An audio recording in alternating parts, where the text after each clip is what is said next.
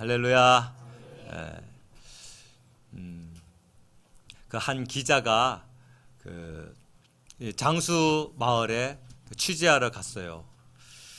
제일 먼저 그 사슴 농장에 운영하시는 할아버지를 만났습니다. 할아버지, 여기에 사슴이 한 몇 마리쯤 됩니까? 298마리야. 할아버지, 이 사슴 숫자를 정확하게 알고 계시네요. 그럼 당연하지, 내가 주인인데.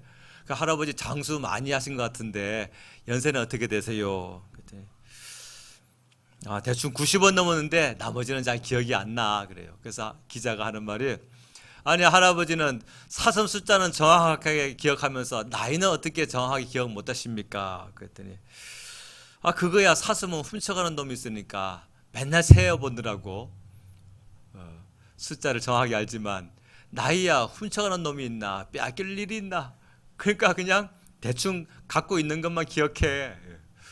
이 장수마을에 취재하러 갔던 기자가 이제 길로 나와서 지나가다가 또 한 할아버지를 만났어요. 할아버지, 참 장수 많이 하셨네요. 원래 연세가 어떻게 됐어요? 그러니까 7살이야. 예, 무슨 말씀이세요? 100살은 너무 무거워서 집에 두고 다녀. 그 장수마을에서는 한 60, 70 그 숫자는 그냥 명함도 못 내민다고 해요. 하나님께서도 우리의 나이를 묻지 아니하십니다. 그렇죠? 하나님께서 사람을 쓰실 때에 그 사람의 나이를 절대 묻지 아니하세요. 모세가 하나님의 리더로 부름 받을 때 나이가 80이었어요. 80. 근데 우리가 오해할 수가 있어요. 그 시대는 고대 시대니까, 고대 시대는 뭐 어른들 다 장수하지 않았느냐 할 수 있는데, 그 시편은 여러 사람들이 쓴 그 시를 한 권으로 묶어놓은 책입니다. 그 시편 90편에 보면 모세가 쓴 시인데 이런 고백을 해요. 모세가, 우리의 연수가 70이요 강건하면 80입니다. 모세 시대의 평균 나이가 70이었어요. 그 장수하면 80이었어요. 근데 모세가 몇 살에 부름받았다고요? 80에 부름받았습니다. 하나님께서 이제 민족의 지도자로 모세를 세울 때 모세가 80살에 부르심을 받고, 그 다음에 하나님께서 대제사장을 세우시는데, 그 대제사장으로 모세의 형 아론을 세우시는데 그 아론이 몇 살에 부름을 받느냐면 83세에 대제사장이 됩니다. 여호수아는요 한몫 더 했어요. 여호수아가 모세의 후계자로 안수받을 때에 나이가 94세입니다. 그리고 여호수아가 이제 그 가나안 땅을 점령해 들어가는 그 전쟁의 그 최고 사령관으로 막 여리고 성을 무너뜨리고 막, 그때의 여호수아 나이가 95세예요. 95세. 그 여호수아에게 친하게 지내는 동생이 한 명 있었어요. 그게 누구냐면 갈렙입니다. 갈렙. 그 갈렙이 헤브론이라는 성을 딱 보는데, 이 헤브론이 어떤 성이냐면요, 지금으로 말하면 기갑부대예요. 그 철병거가 가득한 곳, 그 헤브론입니다. 거기 이제 안악자손이 있고 끝내주는 정예부대가 이제 그 헤브론이죠. 근데 이 갈렙이 이 헤브론 성을 나한테 맡기십시오, 내가 전쟁하러 들어가겠습니다 할 때, 그 나이를 고백할 때 나이가 85세입니다. 갈렙이요. 그러니까 하나님의 이 쓰임 받은 사람들의 공통점이 나이와 상관이 없어요. 무엇과 상관이 있냐면요, 믿음과 상관이 있습니다. 우리가 하나님께 쓰임 받을 수 있는 그 기준이 나이가 아닙니다. 절대로 여건이 될 수가 없어요. 상황이 될 수가 없고, 나는 자격이 안 돼가지고, 나는 기술이 부족해가지고, 나는 지혜가 부족해가지고, 나는 시간이 부족해가지고, 그게 맞는 말 같지만 사실은요 완전히 어긋난 말씀이에요. 그건 자기를 바라보기 때문에 그 말을 합니다. 하나님이 쓰신 사람들은요, 나이와 상관없고 건강과 상관없고 또 재산과 상관이 없고 가족의 숫자와 상관이 없고 홀로 있든 아프든 어리든 늙든 상관이 없이 하나님이면 됩니다라는 믿음을 가진 사람들을 하나님 쓰십니다. 오늘 우리가 그렇게 하나님께 쓰임받을 수 있는 믿음이 있기를 주의 이름으로 축원합니다. 성경은, 우리 지난주 말씀을 한번 기억해 보세요. 성경은 휴먼 스토리가 아니고 하나님의 내러티브다라는 것이죠. 휴먼 스토리라는 것은 뭡니까? 사람들 이야기. 사람들 이야기면 뭐예요? 이 사람은 잘나가지고 쓰임받았고, 이 사람은 못 나가지고 버림받았네. 근데 성경을요, 그 휴먼 스토리가 아니라 하나님의 내러티브를 읽게 된다고 한다면 이제 뭐냐면 하나님의 의도가 들어가 있는 거예요. 21장에 하나님의 의도가 들어가 있고 22장에 하나님의 의도가 들어가 있는 거예요. 내러티브라고 하는 것은 뭡니까?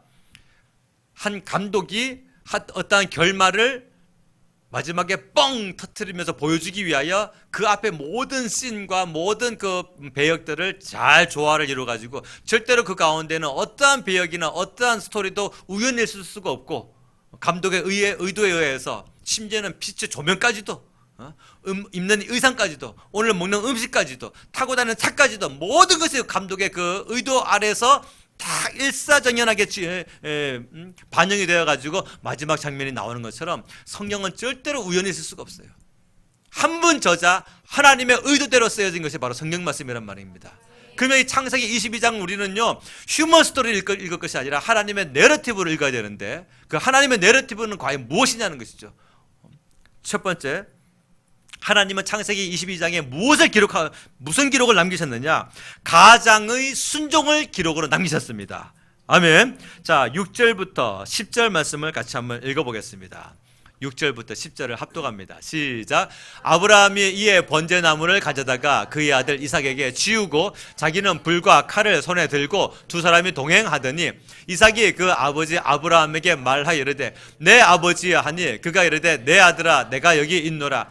이삭이 이르되 불과 나무는 있거니와 번제할 어린 양은 어디 있나이까? 아브라함이 이르되 내 아들아 번제할 어린 양은 하나님의 자기를 위하여 친히 준비하시리라 하고 두 사람이 함께 나아가서 하나님이 그에게 이르신 곳에 이른지라. 이에 아브라함이 그곳에 제단을 쌓고 나무를 버려 놓고 그의 아들 이삭을 결박하여 제단 나무 위에 놓고 손을 내밀어 칼을 잡고 그 아들을 잡으려 하니. 아멘. 이게 아브라함의 그 위대함이 기록되어 있는 것이 아니라 그 하나님의 내러티브가 창세기 22장에 기록되어 있는 건데 이게 뭐냐? 한 가장의 훌륭한 순종을 하나님께서 창세기 22장에 기록해 놓으신 거예요. 가장이란 뭡니까? 그 집안의 그 최고 리더죠. 가장입니다. 표준 국어 대사전에 보니까 한 가족을 이끌어 나가는 사람, 그것이 1번이에요. 그 다음에 2번의 뜻은 뭐냐면 남편을 달리 이르는 말이라고 되어 있어요. 그러니까 이게 남편을 달리 이르는 말이라는 얘기는 곧 이제 쉽게 얘기하면 북의 사회를 말하는 거예요. 그렇죠? 북의 사회. 중국의 그 운난성에 가면요, 그 여자들의 나라가 있다고 합니다. 여자들의 민족, 모소족이라고 하는데 여기 여자들은요 남자들보다 끝발이 더 세요. 그래서 모소족 여자들은요 성인식을 치르고 나면 곧바로 주어지는 것이 자기 개인 방입니다. 근데 그 개인 방에서 자기가 마음대로 사랑을 나눌 수가 있어요. 근데 이제 오늘은 이 남자를, 내일은 저 남자를, 그리고 이 남자와 사랑을 나눴다가 마음에 안 들면 이제 그 결별을 선언할 수 있는 권한도 여자에게만 있어요. 괜찮죠? 우리나라는 그 데이트 폭력이라는 것이 심각하잖아요, 그렇죠?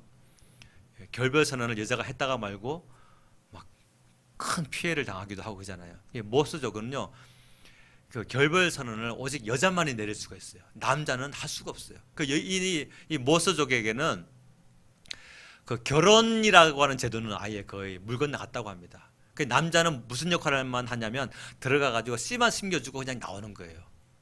그럼 이제 그 집안의 가장은 누구냐면 할머니가 잡고, 할머니가 너무 나이가 연세가 들었다 하면 이제 그 큰 딸에게 그 권세를 주고, 이제 큰 딸이 또 그 권세를 그 손녀 큰 딸에게 또 주기도 하고 그렇게 되물려 주죠. 그래서 여자들 모계 사회입니다. 완전히 모계 사회. 거기서는 그 이 자녀들이 쫙 있을 때 아버지가, 한 어머니의 아버지가 여러 명이나 해가지고 조금 더 부끄러움이 없대요. 거기서는요. 왜냐하면 어머니 중심으로 살아가는 모계 사회니까. 그러니까 이제 여러분들 중에 나는 연애만 하고 싶고 그냥 결혼해가지고 가정을 꾸려나가는 번거로움은 책임지고 싶지 않다 하시는 남자분들은 그곳에 가면 좀 편하게 살 수 있을 것 같아요. 한번 따라서 해봅시다. 그렇게 하면 못 써. 그래서 우리 못 써적이에요. 우리에게는요. 왜냐하면 이제 우리나라는 이제 북의 사회입니다. 이제 많이 이게 완화가 됐어요. 여성들의 그 사회 진출 빈도가 많이 커짐으로써 그 여성들의 발언권이나 또 여성들의 그 어떤 인권, 또 여성들의 그 집안에서의 그 권력, 어떤 이런 것들이 많이 상승됐죠. 그런데도 아직까지도 현실적으로는 집안이 아직까지는 그 북의 사회 중심으로 이렇게 흘러갈 수밖에 없어요. 아버지가 있는 집안이라고 한다면 그 아버지의 어떤 그런 말과 권한이 사실은 그 집안에서 가장 큰 역할을 감당을 하죠. 그런데 이제 우리가 함께 여기서 한번 생각해 볼 것은 북의 사회냐 목의 사회냐, 뭐가 정답이냐, 이 질문을 할 것이 아니라 과연 지금 내 집안에 영적인 리더가 세워져 있느냐, 바로 이 질문이 먼저 시급한 상황인 것입니다. 북의 사회가 성공하는 사회냐 목의 사회가 성공하는 사회가 아니라 성경적인 말은 무엇입니까? 집안에 영적인 리더가 있어야 성공적인 삶을 살 수 있다는 거예요. 즉 가장 역할을 지금 누가 하고 있느냐, 가장은 한 가정을 이끌어 나가는 사람인데 그 가장 역할을 지금 누가 하고, 다시 말하면 우리식으로 말하면 그거예요. 말발에 누가 제일 세느냐 이거예요. 끝발에 누가 제일 좋으냐. 가장 역할은 그 집안의 영적인 리더가 가장 역할을 해야 악한 마귀 역사가 사라져버리고 그 하나님의 은혜와 복이 그 가정에 임하는 거 아니겠습니까? 그런 의미에서 봤을 때 아담은 그 첫 가장이었어요. 인류 첫 가장. 첫 가장인데 실패했어요. 그 하나님께 가장으로 세움을 받아서 모든 지혜와 권능과 능력을 다 받고 부귀영화까지 다 받았습니다. 그 살아가는 그 땅도 금이 번쩍번쩍하는 땅이고, 물이 항상 솟구치는 땅이고, 모든 짐승들이 자기의 말에 다 순종할 수밖에 없는 그런 강력한 권세까지 받은 그런 아담이고 큰 가장이었어요. 근데 가장이었던 아담의 가장 큰 문제는 뭐냐면 하나님을 사랑하는 것보다 자기 아내를 사랑하는 것이 더 컸단 말이죠. 그래서 하나님께서 금지하셨음에도 불구하고 아내가 내미는 것을 먹고 맙니다. 영적인 리더가 할 일이 아니었던 것을 아담이 해버린 것이죠. 지금 우리 집안에 영적인 가장이, 영적인 리더가 누구냐. 오늘 이 주일 예배를 드리고 있는 내가 과연 지금 우리 집안의 영적인 리더로서 가장 역할을 하고 있는가? 내가 지금 영적인 봉기를 잡고 있는가? 내 어떤 결정권이, 주일에 대한 개념, 주님을 섬기는 것에 대한 개념, 이런 것이 지금 내 말에, 우리 가정에 지금 이렇게 영향력을 미치고 있는가? 나는 지금 하나님께 영적인 리더로 쓰임 세움받은 자로서 그렇게 지금 살아가고 있는가? 하나님이 그 아담의 타락 이후로 하나님이 절대 포기하지 않는 것 중에 하나가 뭐냐면 집안에 그 새 가장을 세우시는 겁니다. 새 가장, 새 가장을 세우는 거예요. 다시 말하면 영어로 말하면 new leader, 새 가장을 세우는 그 일인데, 그 아담과 하와의 타락 이후로 그 가인이 동생을 죽이잖아요. 아벨을요, 죽입니다. 그리고 나서 태어난 아들이 누구냐면 셋이에요. 셋. 그 셋 계열로서 경건한 그 가문이 흘러가고, 그 다음에 살아있는 그 가인을 통해서 그 타락한 가문이 흘러가게 되죠. 근데 이제 경건했던 그 셋의 가문을 통해서 그 예배자들이 나오게 되고, 그들의 신앙에서 여호와의 이름을 부르는 그 셋은 뭡니까? 하나님이 세우신 훌륭한 가장입니다. 뉴 리더. 거기에서 또 누가 나오냐면 에녹이라는 사람이 나와요. 에녹도 마찬가지로 성경에 보니까 하나님과 동행했다. 300년 동안 하나님과 동행하면서 그 하나님이 그를 데려가 버리십니다. 다시 말하면 에녹도 뭐예요? 살아가는 동안에 한 집안의 훌륭한 새 가장으로 세워진 거예요. 노아를 보세요. 120년 동안 방주를 지으면서 자기 가족을 구원합니다. 그건 뭡니까? 에녹이 고집불통의 그런 아버지가 아니라 하나님이 세우신 새 가장으로 역할을 감당했다는 것이죠.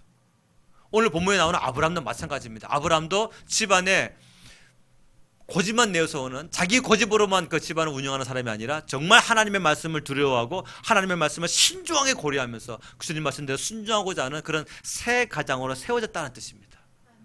하나님께서는 시대마다 항상 이와 같이 새 가장을 세웠어요. 뉴 리더를 세우셨단 말씀이에요.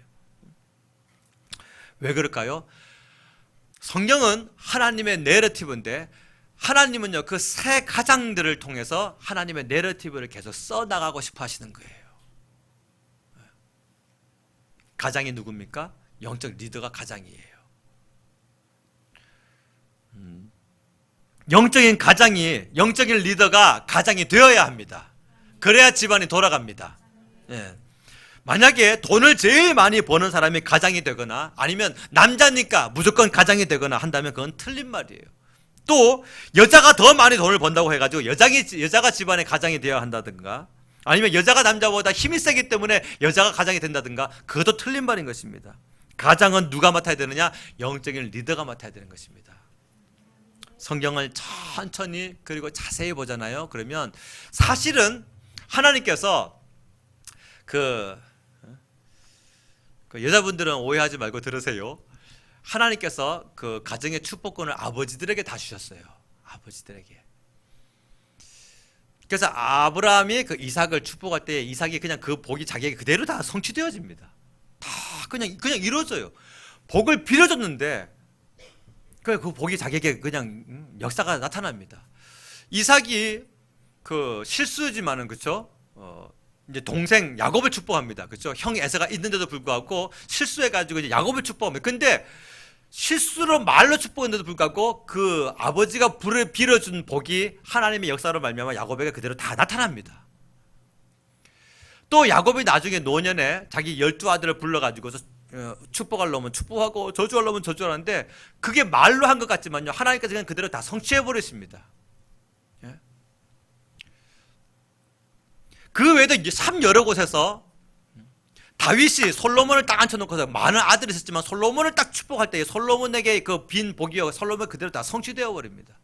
아, 믿음의 가장이 자녀에게 빌어주는 복은 하나님께서도 그 권세를 인정하신다는 사실이에요.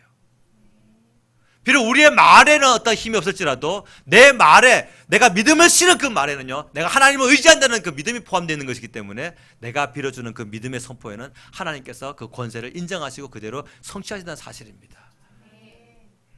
그래서 우리 아버지들이 영적인 리더가 돼야 됩니다. 물리적 리더만이 아니라 영적인 리더가 돼요. 집안에 보면요 물리적 리더와 영적인 리더가 있어요. 물리적 리더는 뭐냐면 말 그대로 일해가지고 돈을 벌어내는 그 물리적 리더. 영적인 리더는 뭡니까? 하나님의 말씀이 생명입니다. 기도해야 삽니다. 우리 주님 말씀에 순종하면 하나님은 우리 가정을 책임지십니다. 이 믿음 가지고 가정을 꾸려내고자 하는 그런 사람. 그래서 원래는 여러분 하나님께서 이 물리적 리더와 영적인 리더를 분리하지 아니하셨어요. 한 사람으로 세우셨습니다. 한 사람으로. 그래서 아담도 물리적 리더였고 영적인 리더였죠. 노아도 하나님께 받은 그 물리적 리더였고 영적인 리더로 쓰임 받았습니다. 아브라함도 마찬가지예요. 하나님의 훌륭한 물리적 리더였고 또 하나님의 훌륭한 영적인 리더였어요. 근데 이제 우리가 이제 이 경제 체제가 그 자본주의 경제 체제다 보니까 돈으로 이제 살아가야 할, 재물로 살아가야 할 이 상황입니다. 그래서 이제 보통은 그 아버지들이 남자들이 바깥에 나가서 돈을 법니다. 돈을 벌다 보니까 물리적 리더로는 분명하게 세워져요. 그러기 위해서 남자들은요 대학이 막 필수가 되어져 버렸고 4년제 대학을 나와야만 사회에 나가서 그래도 월급이라도 좀 얼마 받아가지고 집안을 좀 꾸려나가고 뭐 이런 지금 사회적 구조가 되어버리고 말았어요. 근데 그 물리적 리더는 이 땅에서 돈으로 세워져야 할 그런 하나님의 복을 받아야 될 사람이죠. 근데 영적 리더는 뭐냐면 그 경제 개념이요 하나님께 받아야 된다는 거죠. 재물 얻는 권능도 하나님이 주셨고 우리가 한 달 동안 살아갈 수 있는 이 은혜도 하나님의 말씀과 하나님의 은혜로 되어지는 것이고 내가 기도해야 우리 집안에 있는 물리적 리더가 돈을 벌 수 있다. 내가 기도해야 우리 집안에 있는 자녀가 지혜받아 가지고 훌륭한 사회의 그 진로의 문이 열린다. 내가 기도해야만 우리 가정이 건강하고 내가 기도해야만 우리 가정이 하나님께 복을 받을 수 있다. 이 개념을 분명히 가지고 있는 사람이 바로 영적인 리더란 말이에요. 여러분들 가정 안에 영적인 리더가 있습니까? 그 영적인 리더가 있어야 돼요. 그런데 원래는 하나님이 이걸 양분화시키지 아니었어요. 한 사람에게 다 주십니다. 근데 이제 우리가 살아가는 사회 구조가 경제 구조가 이 땅의 경제 구조는 그 자본주의고 성경적인 경제 구조는 복음주의입니다. 복음주의. 그러다 보니까 이제 돈을 벌어가는 사람은요 이제 물리적 리더로만 빠져서 살아갈 수밖에 없는 그런 함정을 사실 많이 안고 살 수밖에 없죠. 돈을 땀을 흘리면서 벌다 보니까 이제 어떤 개념을 서게 되냐면 많이 모아놔야 돼. 많이 쌓아놔야 돼. 근데 성경적인 경제 개념은 뭐냐면 나눠야 돼, 심어야 돼. 심으면 심는 대로 거둔다, 뿌린 대로 거둔다. 주는 것이 받는 것보다 복되다. 그것이 성경적인 경제 개념이에요. 그게 믿어지는 사람이 영적인 리더고, 그게 안 믿어지지만 열심히 돈 버는 사람이 물리적 리더예요. 그래서 이 두 가지가 한꺼번에 나에게 같이 적용되어진다면 굉장히 훌륭한 쓰임 받는 사람이 될 수 있는 것입니다. 별로 은혜가 안 되나 봐요.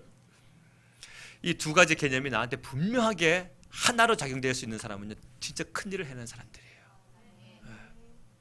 그렇지 않으면 대부분 물리적 리더로서만 쓰임 받고 가정을 운영할 수 있는, 믿음은 약간 있으니까 가정을 운영할 수 있는 그 재물만 받고 사실은 이제 하나님의 선한 사업을 위해서 나를 드리지 못하죠. 그러면 이제 유통이 안 돼요. 하나님이 주시고 내가 쓰고 또 하나님이 더 주시고, 얘에게는 더 많은 재물을 줘도 얘는 절대로 타락하지 않냐고 나의 선한 사업을 위하여 쓸 그런 친구야 해서 하나님의 신뢰를 받고, 이게 주님이 이렇게 유통시켜주는, 큰 재물까지도 유통시켜주는 어떤 그런 성경적인 경제 개념. 그것은 내 안에 내가 물리적 리더일 뿐만 아니라 또 내가 영적인 리더로 쓰임 받을 때에 가능하다는 사실입니다.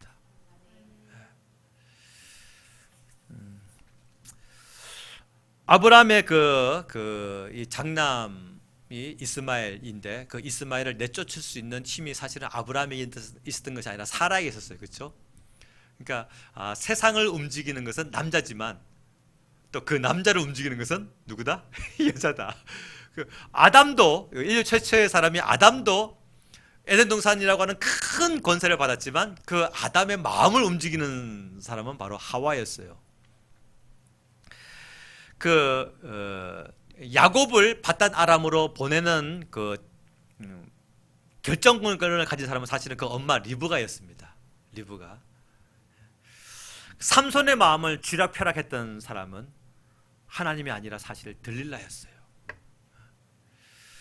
다윗의 마음을 뺏어버린 사람이 훌륭한 자기의 오른팔 왼팔 요압과 아비새 이런 사람이 아니라 바로 그냥 밧세바였어요. 목욕하는 여인 밧세바. 솔로몬의 지혜로운 솔로몬의 마음을 훔친 사람이 하나님이 아니라 성령이 아니라 솔로몬의 후궁들이었어요. 후궁들. 아수에로 왕의 마음을 꽉 쥔 사람이 누구냐면 에스더입니다. 여자가 어떻게 하느냐에 따라서 우리 집안이 하나님의 복을 받기도 하고, 또 여자가 어떻게 하느냐에 따라서 집안의 가장이, 물리적인 가장이 그 물리적인 가장의 역할을 감당하지 못하고 망할 수도 있구나. 우둔한 아내들이 성경에 보면 꽤 많이 있어요. 아담의 아내 하와는요, 자기만 범죄할 뿐 아니라 남편까지도 범죄하게 만들었어요. 그래서 최초의 가장 우둔한 여자가 되고 말았죠.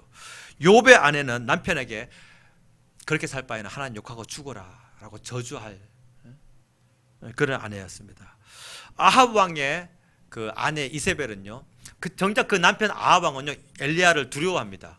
엘리야를 무서워했어요. 근데 아합 왕의 아내 이세벨은 엘리야를 전혀 두려워하지 않고 엘리야를 죽이려고.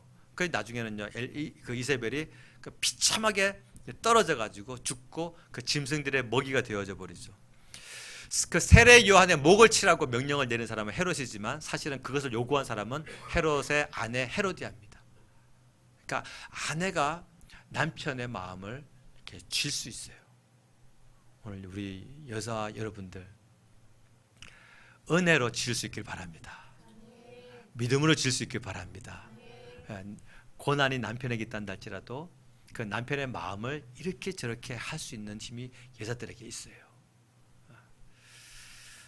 다시 말하면 어머니들이 집에서 빨래하고 밥하고 식탁 차려주고 빨래 개고 집안 정리하고 그것만이 아니라 생명을 먹여주고 은혜를 제공해주고 하나님의 말씀과 믿음을 제공해줄 수 있는, 그래서 우리 가정에 정말 기도하며 은혜 가운데 살아갈 수 있는 그런 환경으로 만들어낼 수 있는 힘이 누구에 있느냐? 어머니들에게 있다는 사실이에요. 집안의 리더를 누가 해야 되느냐? 돈을 많이 버는 물리적 리더가 해야 되는 것이 아니라 바로 기도하면 된다라고 하는, 하나님 말씀대로 살면 된다라고 하는 그 영적 리더가 집안의 리더가 되어야 되는 것입니다. 그러면 악한 마귀의 역사가 사라지고 하나님의 은혜와 복이 넘치게 될 줄로 믿습니다. 아멘. 그러므로 집안에 한 집안 안에 보면요 물리적 리더가 분명히 있고 영적인 리더가 있어요. 대부분 그렇습니다. 대부분 그래요. 한 사람일 수도 있고, 근데 한 사람인 가정은 사실 조금 드물고 대부분의 가정은요 물리적 리더가 따로 있고 영적인 리더가 따로 있더라고요. 그런데 잘 들으세요.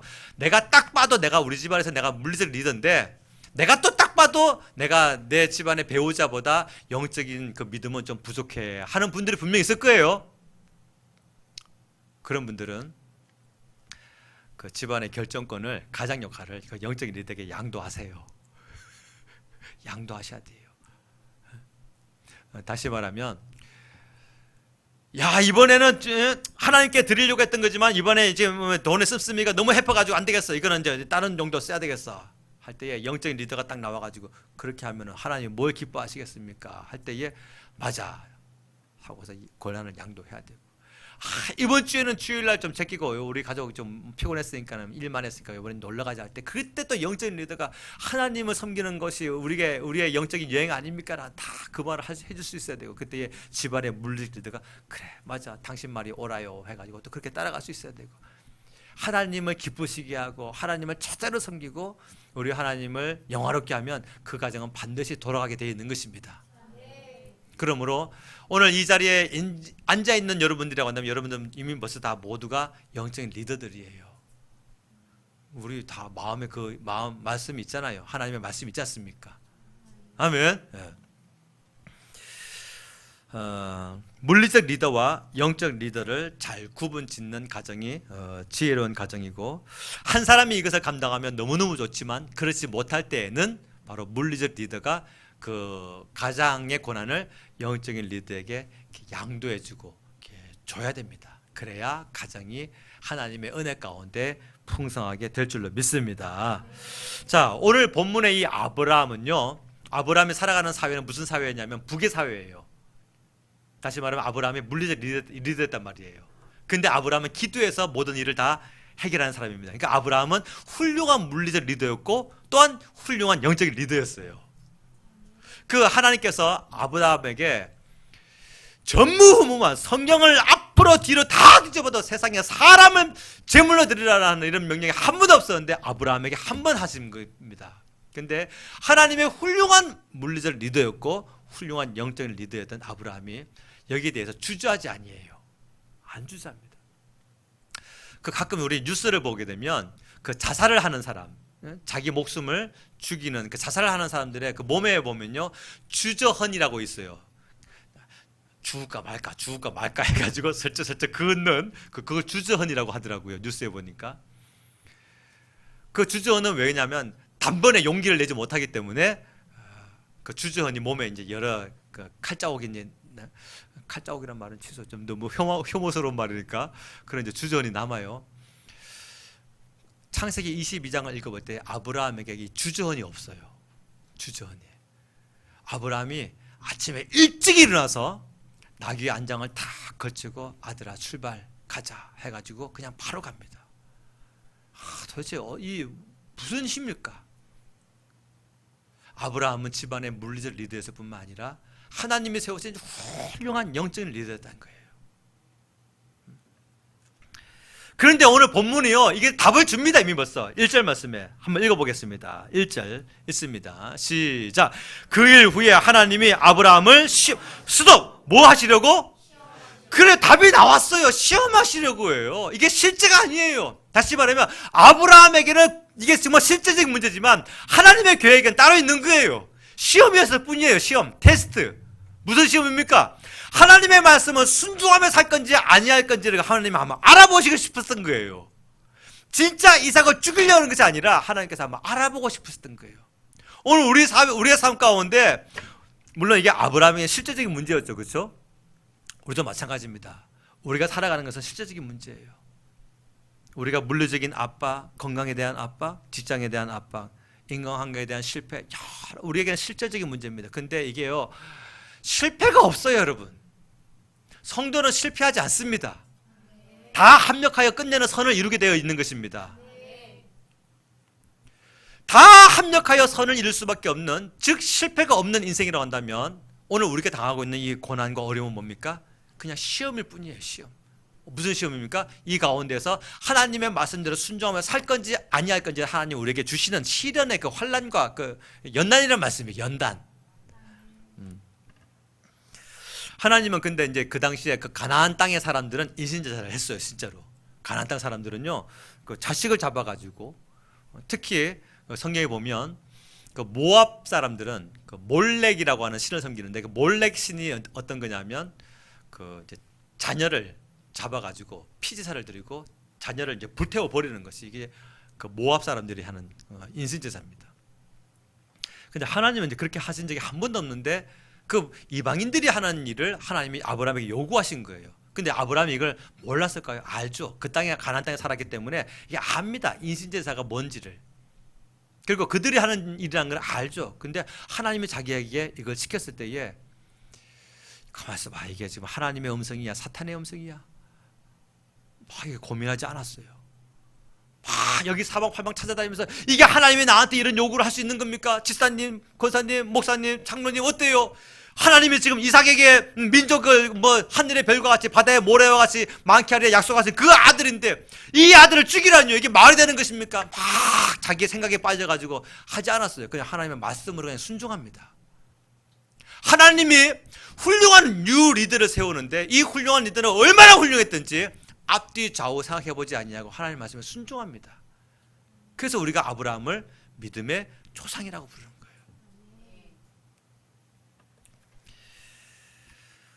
이 아브라함의 순종, 이 모리아산에 지금 그렇죠? 아브라함이 주저언이 없이 그냥 이삭을 딱 잡으려고 했어요. 근데 이제 우리가 여기서 우리의 그 초점을 카메라를 이 모리아산에서 이렇게 어디로 하나님 나라 그 보좌로 한번 이렇게 카메라를 한번 옮겨보잔 말이에요. 그럼 어떻게 됐을까요? 물론 그 모리아산에 그 영적인 카메라를 한번 딱 적용해 봅시다. 그럼 그 영적인 카메라를 적용해 보면 이 아브라함을 넘어뜨리기 위해서, 아브라함을 불순종하기 위해서 얼마나 많은 악한 마귀들이 역사 많이 했을 것이고, 이 모리아산에서도 악한 마귀들이 아브라함에게 의심과 불평과 원망의 생각을 넣어주려고 뭐 얼마나 많은 환경을 어떤 생각을 주입하려고 노력했겠냔 말이에요. 근데 아브라함이 그 모든 것을 다 믿음으로 뛰어넘었거든요. 마귀들이 깜짝 놀랐겠죠. 그 모리아산에서. 근데 이제 그 카메라를 천상으로 딱 비추게 되면 어떻습니까? 천사들도 깜짝 놀랐을 거예요.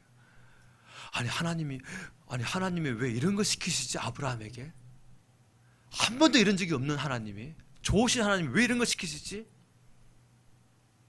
근데 아브라함이 그래서 주저하지 않고 그 순종하려고 할 때에 하나님이 딱 막으십니다. 아브라함아 됐다 그만해. 내가 이제 네가 정말로 나를 경외하는 줄 내가 알았다.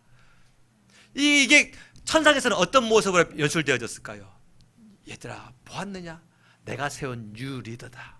내가 40년 동안 약 40년 동안 갈고 닦아서 세운 영적인 가장이다. 영적인 가장이다. 그가 처음에 범죄할 때 내가 그를 용서해 주었고, 그가 나약하게 쓰러졌을 때 내가 그를 세워 주었고, 그가 불안할 때 내가 붙들어 주었고, 그가 범죄하고 그가 불평할 때 내가 그에게 기쁨을 주었고, 그가 전쟁하러 나갈 때 내가 그에 승리 주고, 그래서 내가 자주 그와 교류하면서 그에게 믿음을 심어줬더니 그의 몸은 늙어 갔지만 그의 믿음은 커져서 이제 내가 무엇을 요구하든지 봐라 사람 중에 이처럼 나한테 순종한 사람이 있느냐? 창세기 22장은 하나님의 자랑이에요. 하나님의 내러티브의 시선으로 바라볼 때에 창세기 22장은요 하나님의 자랑인 것입니다. 하나님의 자랑. 이 비슷한 하나님의 자랑, 하나님의 내러티브가 누가복음 7장에도 또 나와 있어요. 예수님께서 그 한 백부장이 자기 종이 병이 걸립니다. 그래가지고 이제 그 장로들을 보내고 또 친구들을 보내죠. 뭐냐면은 예수님 우리 집에 오셔가지고 이 병든 종을 좀 고쳐주세요. 그래서 예수님이 가자 하는데 다시 또 친구들이 왔습니다. 아유 예수님 우리 집에 오실 일이 없습니다. 그냥 그 계신 곳에서 말씀만 하십시오. 왜냐하면 나도 남의 수하에 있는 사람이요 내 밑에도 종이 있어서 내가 이 사람 보고 너 일로 와 하면은 그 사람 오고 너 절로 가 하면 그 사람 갑니다. 그러니 예수님도 말씀의 권세가 있지 않습니까? 나도 사람으로서 말씀의 권세가 있어가지고 말만 하면 사람이 움직이는데 예수님은 하나님의 아들로서 권세 있는 분 아닙니까? 그거 우리 집에 오지 마시고 그냥 그 현장에서 말씀하십시오. 그러면 이 멀리 떨어지는 내 종이 몸이 나을 줄로 믿습니다. 그때 예수님이 깜짝 놀라면서 하시는 말씀이 뭐랍니까? 내가 이스라엘 중에서도 이만한 믿음을 만나보지 못하였노라. 그러니까 누가복음 7장은 뭡니까? 예수님의 자랑인 것이죠. 하나님의 내러티브의 시선으로 바라보게 될 때에 그게 왜 있는 거예요? 백부장이 훌륭함 있는 거, 그 백부장이 훌륭함을 기록한 것이 아니라 하나님의 자랑이에요. 하나님의 자랑. 사랑하는 여러분, 하나님은요 지금 우리를 하나님 그 내러티브의 그 승리의 주인공으로 써가시기를 원하십니다. 원하세요. 그냥 내가 돈이나 잘 벌어가지고 우리 가정 그냥 근심 걱정 없게 살아가는 그런 사람으로 살아가는 것이 아니라 정말 하나님의 능력의 사람으로 쓰임받기를 하나님이 원하신다는 말씀이에요. 부귀영화, 세상 권세, 인간의 행복, 죽으면 뭔 소용이 있습니까? 그게 무슨 자랑거리입니까? 그게 무슨 빛나는 영광이 됩니까? 그러나 영원히 빛나는 썩지 않은 것인데 그것이 뭡니까? 내가 하나님께 쓰임받았노라. 내가 하나님께 역사의 한 주인공으로 내러티브의 승리의 주인공으로 쓰임받았노라. 우리 가슴에 손을 한번 이렇게 얹고 같이 한번 다짐을 해봅시다. 하나님의 자랑거리가 되자. 한 번 더 합시다. 하나님의 건심덩어리가 되지 말자. 아멘. 네. 만약에 내가 집안에서 나 혼자 믿는 사람입니까? 상관없어요. 그래도 나는 하나님이 세우신 영적인 리더인 것입니다. 하나님은 그 집안의 한 사람인 여러분이라 한다 할지라도 여러분을 통하여서 하나님의 그 승리의 내러티브를 써가시기를 분명히 원하실 것입니다. 자, 오늘 본문에서 하나님이 써가신 것이 있는데 그게 두 번째가 뭐냐면 아들의 보호를 기록으로 남기셨어요. 안 죽습니다. 자, 11절부터 14절 말씀 11절부터 14절 읽습니다. 시작. 여호와의 사자가 하늘에서부터 그를 불러 이르시되 아브라함아 아브라함아 하시는지라. 아브라함이 이르되 내가 여기 있나이다 하매 사자가 이르시되 그 아이에게 내 손을 대지 말라. 그에게 아무 일도 하지 말라. 내가 내 아들 내 독자까지도 내게 아끼지 아니하였으니 내가 이제야 내가 하나님을 경외하는 줄을 아노라. 아브라함의 눈을 들어 살펴본즉 한 순양이 뒤에 있는데 뿌리 수풀에 걸려 있는지라. 아브라함이 가서 그 순양을 가져다가 아들을 대신하여 번제를 드렸더라. 아멘. 이 당시의 나이가 이삭의 나이가요 약 15세에서 19세입니다. 그 15세에서 19세의 남자 아이를 키워보신 분들은 알 거예요. 이제 함부로 못하는구나. 초등학생 때는 일로 와 이놈의 자식이 그러면 무서워 그러다가 그 나이 때가 되면요 일로 와 이 자식이 하면 팔 딱 잡고 왜 이러세요 딱 턱 딱 내밀고 그렇잖아요. 그죠? 이 이삭을 아브라함이 몇 세에 낳냐면 100세에 낳습니다. 그러니까 이삭의 나이가 15세라고 한다면 아브라함 나이는 115세가 되죠. 이삭의 나이가 19세라고 한다면 아브라함의 나이는 119세가 되죠. 무슨 힘이 있겠어요? 이삭의 나이를 그렇게 추산하는 이유는 이삭이 자기 번제에 쓸 땔감을 자기가 메고 갔어요. 그러니까 초등학생은 아니구나. 꽤 힘이 있는 청년이구나. 그러면 그 노인 아브라함 아버지가 자기를 묵구를 할 때에 이삭이 왜 도망 안 갔을까요? 아버지 미쳤어요? 뭐 하는 짓이에요? 그 이삭이 알거든요. 처음에 물었어요. 아버지 불하고 나무는 다 준비되는데 양 어디 갔어요? 양. 그때 아브라함이 하는 말이 저 올라가면 다 준비돼 걱정하지 마. 그래서 이삭은 항상 궁금했어요. 올라가면서 양은 어떻게 된 거지? 그런데 아니나 다를까 올라가더니 아버지가 자기를 묶는 거예요.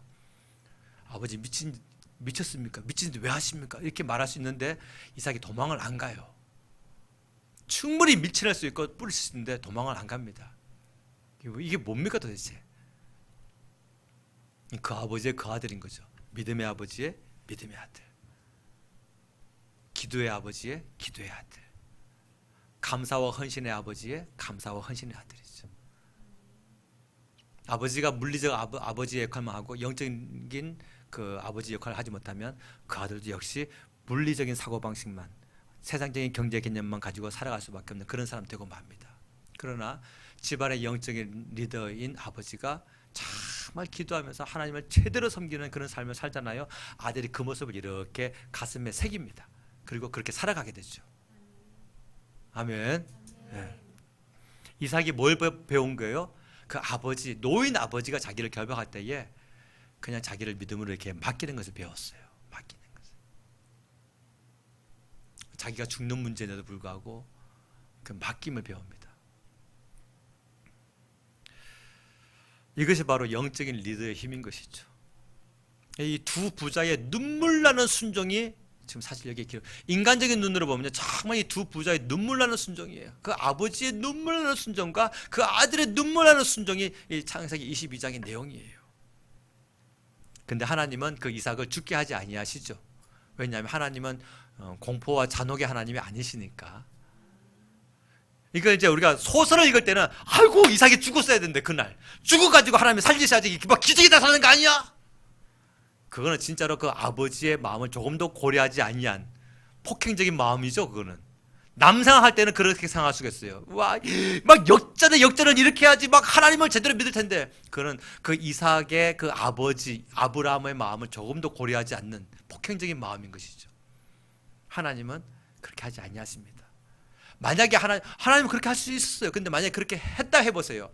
이삭이 죽고 제가 되어버린 다음에 하나님께서 다시 이삭을 만든다고 해보세요. 그러면요, 안 그래도 그런 일이 없는데도 불구하고 요즘에 얼마나 많은 이단과 사이비들이 자식 죽여놓고 자식이 다시 부활할 거야, 뉴스에 나왔잖아요. 그런 일이 없는데도 불구하고 이단과 사이비들 그런 일을 하는데, 만약에 진짜 일을 그렇게 하나님이 해버렸다고 한다면 지금도 많은 곳에서 자식 죽여놓고서 하나님이 살리실 거야 해가지고 막 시체 썩는 냄새가 방에서 나는데도 불구하고 어디다가 막 입을 덮어놓고 기도하고 그런 짓 분명히 나올 거예요. 분명히. 하나님은 잔혹의 하나님이 아니라 사랑의 하나님이시고 1절에서부터 이미 하나님의 목적을 발표하셨어요. 뭐요? 시험하시려고, 테스트하시려고, 아브라함의 믿음이 어떠한지를 시험해 보시려고. 근데 이제 이게 아브라함에게 실질적인 문제였던 것이죠. 마찬가지입니다. 우리는 육체로 살아가기 때문에 실질적인 문제예요. 근데 실패가 없어요, 여러분. 실패가 없어요. 그래서 그건 뭡니까? 시험이에요. 근데 모든 것이 합력하여 선을 이루게 되어 있는 것이 성도의 결말인 것입니다. 예. 어느 회사의 그 한 직원이 승진이 자꾸 뒤로 밀리는 거예요. 승진이 될 때가 할 때가 됐는데 안 되고 밀리는 거예요. 그래가지고 어느 날 용기를 내 가지고 과장실에 찾아갔어요. 과장실에 찾아갔더니 과장실에 과장님만 있는 것이 아니라 부장님도 와 계시네. 근데 어쨌든 쫄지 말아야지 해가지고 담대하게 말했어요. 과장님, 아니 내가 이 회사에서 지금 10년째 근무하고 있는데 어찌하여 내 승진은 자꾸 밀리고 다른 그 말단한 사원들 자꾸 승진되어지고 이게 도대체 뭔 일입니까?